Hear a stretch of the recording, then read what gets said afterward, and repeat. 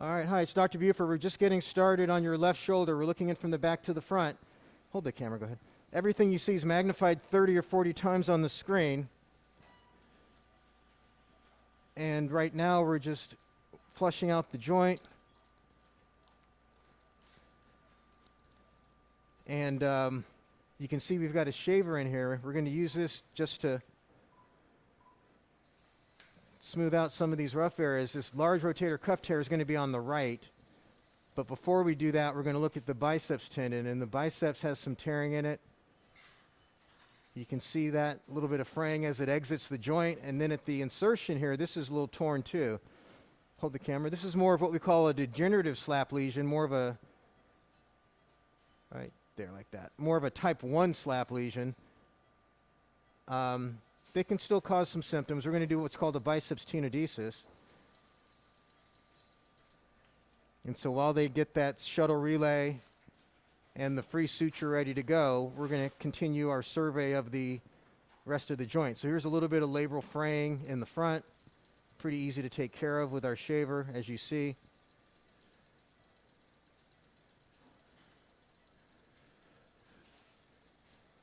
I do not see much in the way of arthritis, which is good. As we look down at the glenoid, give me a little slack on this. As we look down on the glenoid, cartilage is mostly intact. This is the posterior aspect of the joint, and the cartilage on the humeral head in the back here looks good. As we come around the front, that's the superior edge of the subscapularis tendon, just to the left of that blue cannula. And then farther down inferiorly here, that's the middle glenohumeral ligament right there. That little wispy thing is the MGL right at the tip of the blue cannula. You can see how wispy that is. That's normal for you. And then the anterior band of the inferior glenohumeral ligament is a little fold in the capsule that's right to the left, right there in the middle of the screen. So this all looks pretty good. We'll pull back. The rotator cuff tear is just as large as we expected. Let me see a switching stick. And we're going to use a switching stick just to see how flexible it is. So this is rotator cuff. To the right of that metal rod is the rotator cuff. You can see the hole starts right here. That's a hole. We're almost certainly going to need to do some side-to-side sutures. We'll sort that out in a little bit. But the next step for us is to deal with this biceps, because you can see it's been under a lot of stress because it's been holding down the fort, so to speak, because his cuff was torn. And the biceps was helping to prevent superior migration of the humeral head. So we're going to go ahead and take a spinal needle and pass that through the biceps here. You'll see that in just a minute.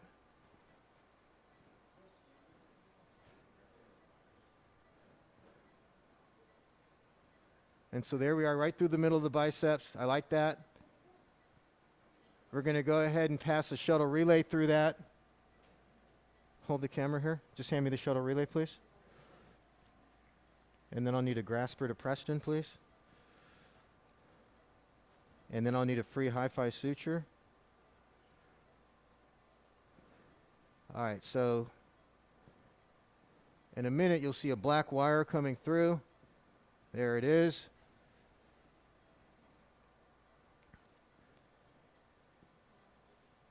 We'll back out the needle.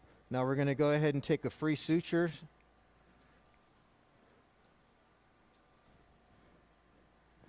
Okay, and then in just a minute we're going to need that spinal needle back to do the same thing one more time. We won't need a second suture, but we just run the same suture through the biceps twice. Pause. Okay, so here you can see the needle's coming through the tendon a second time. We're going to feed that relay again.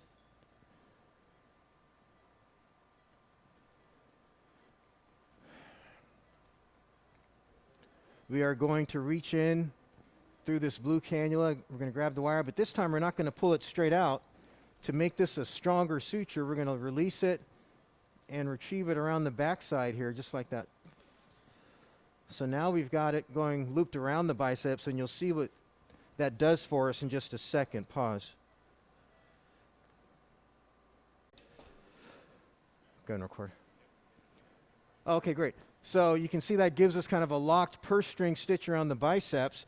The next step is to go ahead and cut the biceps so it can't cause any more problems inside the joint. So this is a pair of scissors. We're going to cut this right at the base. We're going to do what's called a tenodesis and reattach it in the subacromial space, what's called a suprapectoral tenodesis, but now the biceps is released and we have a hold of it. So now we're done inside the joint. We're going to go ahead and get to work in the subacromial space and on the rotator cuff. Pause. Okay, so we're looking at this tear. It's kind of a, what we would call a upside down V. You can see it's a split that goes all the way back here. This is looking down into the joint. This is the cut edge of your biceps tendon right there. And so we're going to put the biceps down. You can see it right there. We're going to put that down back over here.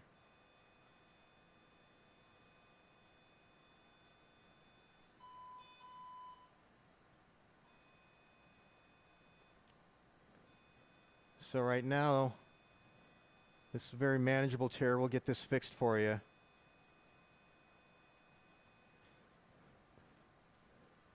But that's basically the tear right there. So we'll show you some more in a minute. Okay, so this is the tear. You can see that needle. This is what we call a side-to-side or a margin convergent suture. We're going to start way back here at the apex and pass this down and through just like that. If we can do it with one bite and it looks right, then that's what we'll do. Otherwise, we'll do it in 2 bites.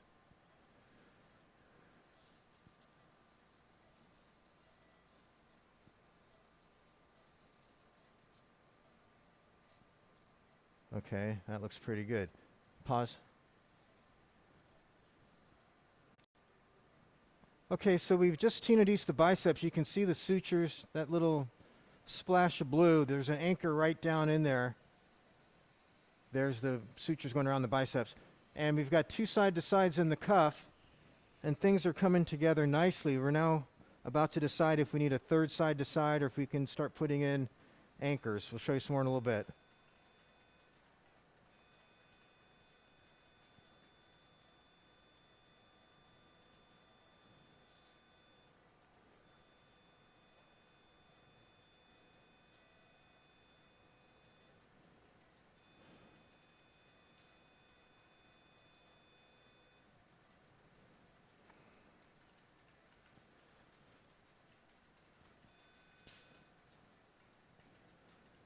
Yeah. If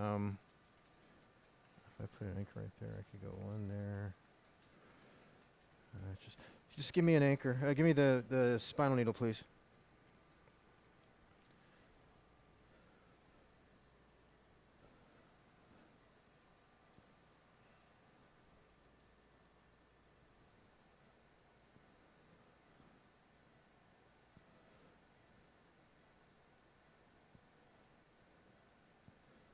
So I'm going to do something I don't do a lot of, but let's do it.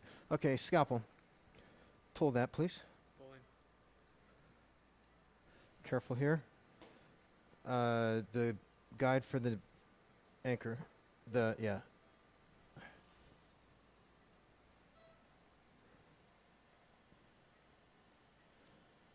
Okay, so grab the anchor.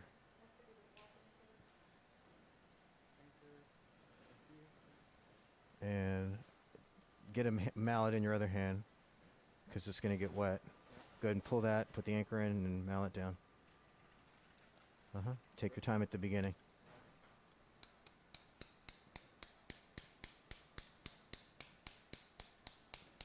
And now you can go all the way down. Okay, stop. Just pull it. Pull this guy? Yeah. And now stop. Okay. Now turn it sideways. And now pull. Always be cognizant of where that tip is. Now pull. Yeah, okay.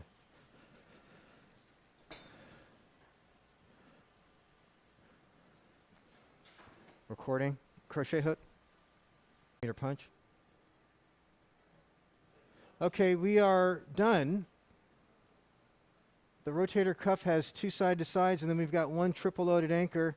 And we did something a little bit unusual for me. We used that middle suture as a mattress suture because we had a little bit of a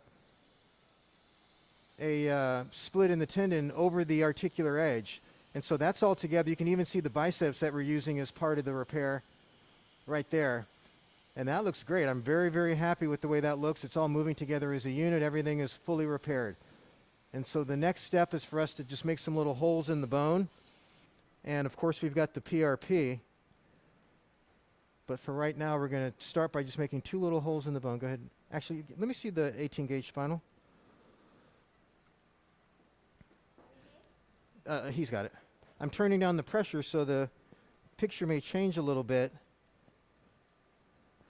Here's our 18 gauge spinal needle.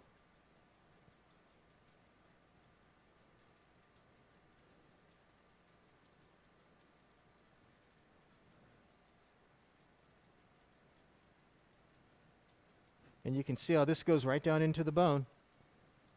Okay?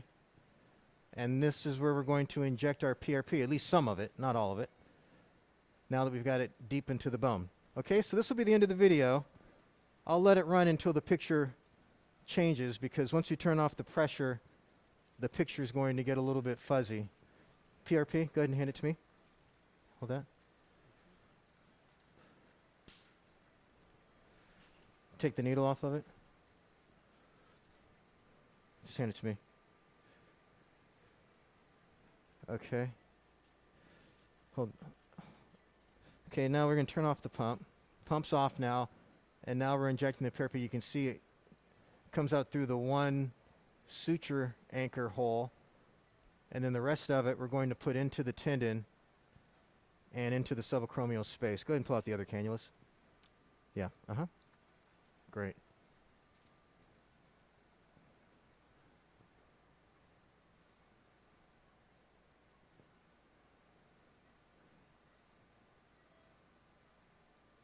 Okay, great. So we'll get that done. We'll show you some more. Actually, this will probably be the end of the video. There's really nothing much else in terms of surgery to show you. Good luck to you now. Bye-bye.